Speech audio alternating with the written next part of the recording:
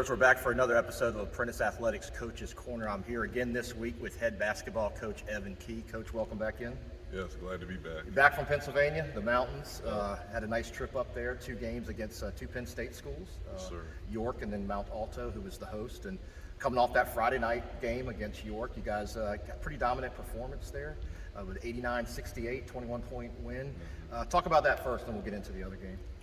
Well, Friday's game was actually really interesting. I thought it was kind of similar to the game the previous week against Central International College. We got out a little bit slow out the gate. We ended up with a 6-point lead at halftime. I think it was 32-26. Wasn't extremely happy, and we kind of came with a refocused sense of energy.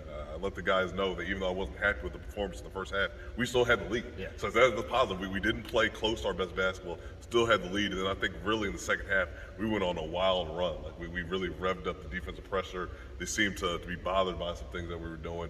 We pulled ahead by 20, and with about 8 minutes left, he started subbing the other coach. So at that point, we got some different guys in, and we kind of held on a little bit. We still didn't finish as strong as we would have liked, but got some different guys in. A lot of other guys put points on the board. Got a couple chances to get some more collegiate minutes, which is big for us. So overall, good day, and anytime you get a win over a good team, we'll take that. Well, not only that, I know we were talking on your post-game interviews. You guys are shooting very well from the field and from the three-point line. So especially that second half, you guys were on fire. It seemed like everything you were throwing up went in. Yeah, well, we do a lot of shooting in practice. To be honest, that's probably the first 30 to 40 minutes of our practice is skill work and getting shots up. Because I'm a smart enough coach to know that it doesn't matter what we run on offense. If you can't put the ball in the hoop, nothing's going to work. So we spend a lot of time getting shots up at game speed, working on different things within our offense, and I think it showed. I mean, we're scoring the ball right now. I think we're averaging 87 points a game right now, which is a pretty good number. So we're putting the ball in the hoop, and that game against Penn State York, we really filled up from distance. And credit to Avon Hawkins, who had 25, I think, which is probably his career high right now. He really got going in the second half, kind of carried over some of what he had done in the inter-squad scrimmage previous in that week, where he had another 20 to 30-point game, and he carried that over to Friday. So we were really happy for him. Yeah, and just like the weekend before, you had a quick turnaround. The next day, you went against the host, Penn State Mount Alto, and it really was almost similar to that Thomas Nelson game. You guys fell behind, but I believe you got to within 4. It was one of those you were coming back, but just couldn't get close enough again. The time ran out. But talk about that game and the effort of you guys.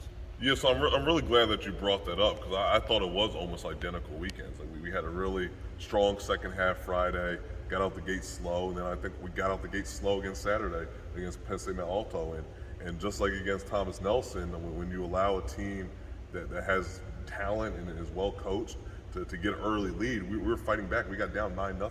So you take away the first 4 minutes of that game, it's even. Right, it's even. At that point, we lost by 10. Well, we gave up. We spotted them 9-0 to start the game. And to be honest, we didn't change anything systematically throughout the game. We just did what we normally do at a higher level.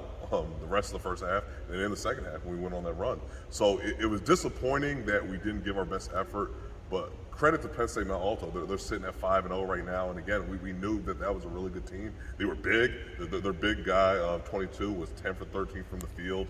Their other 2 upperclassmen who we were concerned about both had 20-point games. So it was that 3-headed monster, which we knew could play. Those guys hit shots, those guys made plays, and ultimately that was the difference of the game, just that start, and then those guys and us just not ever really being able to overtake that lead. And you talked about this in the last show too. You playing some USCA schools that are good schools, 20-win schools, have been to the tournament. How was it getting into the USCA play and playing some of these schools that have been there to year after year and winning 20 games a year? Well, I'll say the one thing I noticed about going up north is the style of play is a little bit different. Like I feel like when we play some of the schools in the EMAC and some of the USA schools down south, it's more of a run and gun, up-tempo game. Those schools there, even though the second game was pretty high scoring, they were a lot more regimented in the half court. They were a lot bigger, a lot more physical, wanted to play a lot more in the half court. So I think that the style for one was a lot different going up there.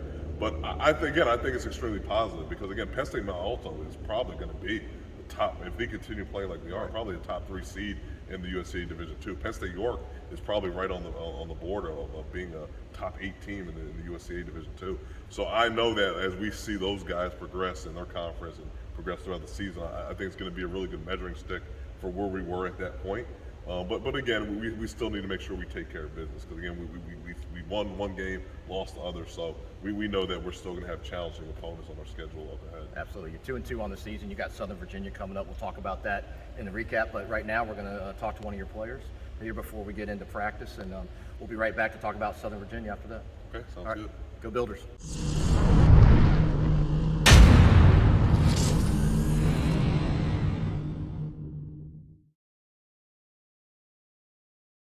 Hey Builders, we're back here with Kurij Harrell out of Virginia Beach, Green Run High School, what we call a super freshman, super sophomore, whatever. You came in your first year, Kurij, and COVID hit, season kind of got canceled. Now you're back playing. Talk about sitting out that year and the anticipation of starting this year. Now you're 4 games into the season. It was really just like it was like a break. Like we got off. I feel like the reason we're getting off real slow is because half our team is kind of like coming off that break, that COVID year. I feel like that's the reason why we can't really start off fast. We really just like trying to get into the groove of everything. So yeah, that's really it. And did that break, for you coming from Green Run here to Apprentice, did it allow you to get a little bit more transition time into coming into college basketball versus high school, or were you just ready to get at it right away? I was really ready to get at it right away. One thing that was kind of different was the pace. The pace of the game it's very, very fast. I'm just trying to get used to that. Yeah, once I get used to that, I think I'll be ready to go. You talking about the pace of the game, I would assume practice is the same way. Probably, I know Coach Key runs his practice. I've watched a lot. I'm probably a little bit different than what you had at Green Run. Mm-hmm. And let's talk about this. So you're 4 games in the season, but they've all been on the road. I know you had the inter-squad scrimmage. We were hoping to play against Blue Lights. So how's it been kind of bonding with your teammates, being on the road and preparing for the games? The thing about this team is like we like a brother. It's like a brotherhood. Like when I first came in, they brought me straight in. I felt like I was a part of the team right away.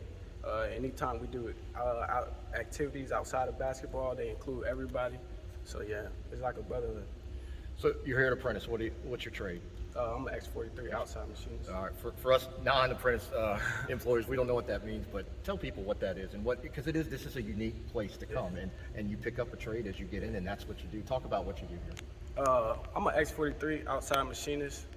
What we do is really installing things in the ship, like taking out components. Like as of right now, I'm on the Stennis CMV 74. And the main thing we're doing is just ripping everything out because the boat just came back in, so we just ripping everything out, putting new things, new components back in, getting the boat ready to go. And you're playing college basketball and going to class, so I know it's a big thing. Yeah, a lot for you guys. But hey, good luck this weekend at Southern Virginia, and then we'll see you back here December 1st for that rematch against Thomas Nelson. Okay, Thank you. Go Builders. Go Builders.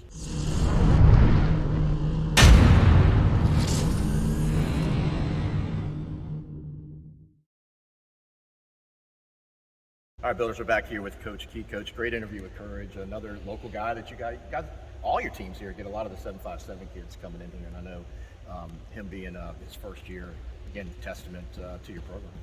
Yes. Well, the 757 has really good basketball. Yeah. So it makes my life a lot easier if we can just run over to Green Run, run over to one of the Hampton City schools, run into one of the Newport News public schools.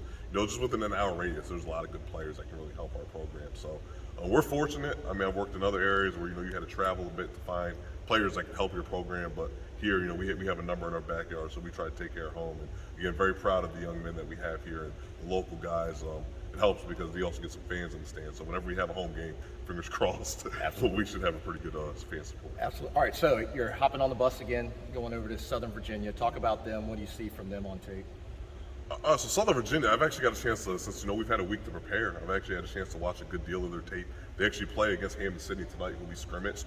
But one thing that jumps out to me is Southern Virginia is extremely smart. They have really intelligent players.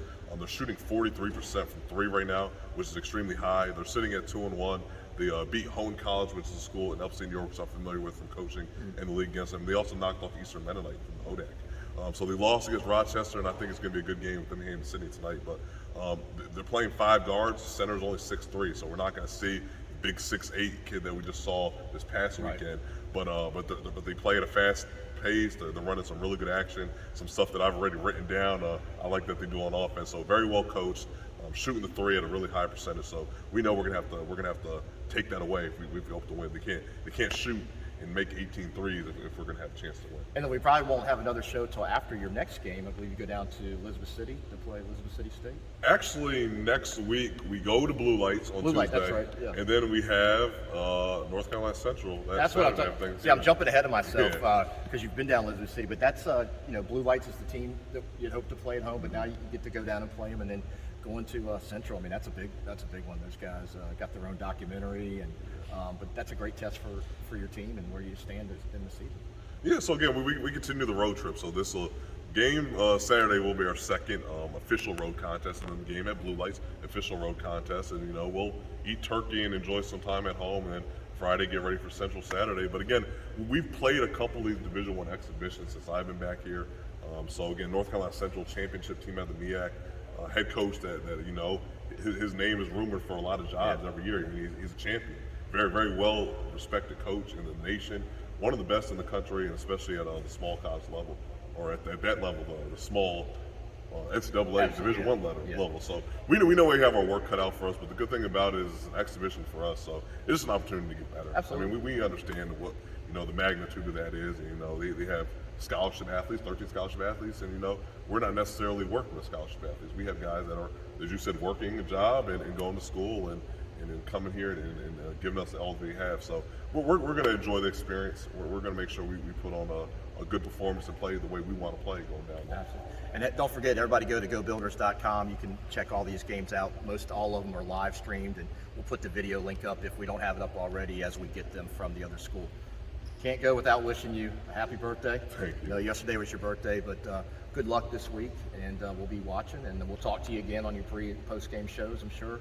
Thanks, everybody, for listening to those. We'll put those on social media, too. Yes, sir. So I told my players already that the best birthday gift, only birthday gift I want is a win this weekend. So if we get that, it'll end up being a really good birthday celebration for me. So. All right, well, I hope we're talking to you about your birthday gift next week. But until then, Coach, we'll see you next week, and good luck. Thank you. Appreciate All that. right. See you next week. Go Builders. Go Builders.